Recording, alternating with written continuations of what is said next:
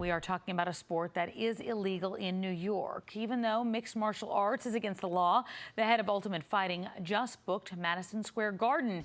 In other words, UFC is brawling with state lawmakers for the right to fight. So the question, why is mixed martial arts illegal in New York State anyway? It is tonight's cover story. Here's James Ford.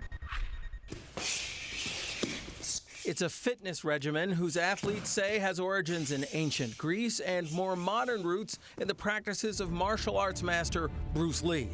Mixed martial arts combines sports like wrestling, jiu-jitsu, and boxing into what its supporters call a disciplined, healthful practice. Just like I run an academy, successful academy for 20 years, we have certain protocols and regulations of how we train and how we keep each other safe. And mixed martial arts has done that as well. But there are other aspects to MMA. Again, on the button, out, cold.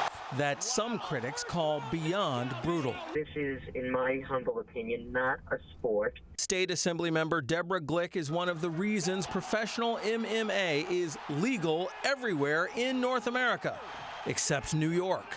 The purpose is to physically hurt your opponent to the point where they are deemed unable to defend themselves. Since the New York legislature won't legalize the sport, its professional governing body, Ultimate Fighting Championship, or UFC, is taking action into its own hands. First, it sued the state.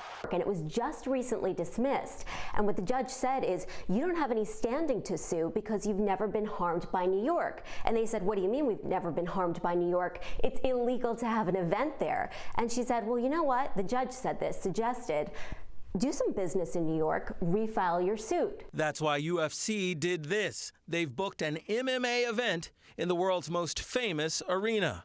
If they plan this event at Madison Square Garden in April 2016, which they have, and New York stops it, now they can say to the judge, look, New York is harming us, and the judge will have to hear this lawsuit. And Tamsin, the way they're able to do this, actually, the UFC has teamed up with the World Kickboxing Association, and kickboxing is legal. But the fact is, there's likely to be some MMA action at this event at Madison Square Garden, and that could create legal friction. Yeah, of course, but why did they let people know that there's going to be MMA action? Why wouldn't you just try to sweep it under the rug and see what happens? Oh, this is I mean, it's going to be stopped, right? Maybe, maybe not. I mean, this is a very intentional move. Sure. UFC is trying to go head-to-head with New York State to force the state's hand to try and impede business, and that would give them legal grounds for this lawsuit. And the legal analyst there was saying, as far as she can see, if it does come to back to a head in court, UFC is likely to prevail, and we may very well have MMA in New York State, the last holdout and the most financially significant holdout for this sport. It's an interesting way for them to go around it, huh? Yeah. Talk about fighting the fight. Yeah. All right, James, thank you so much.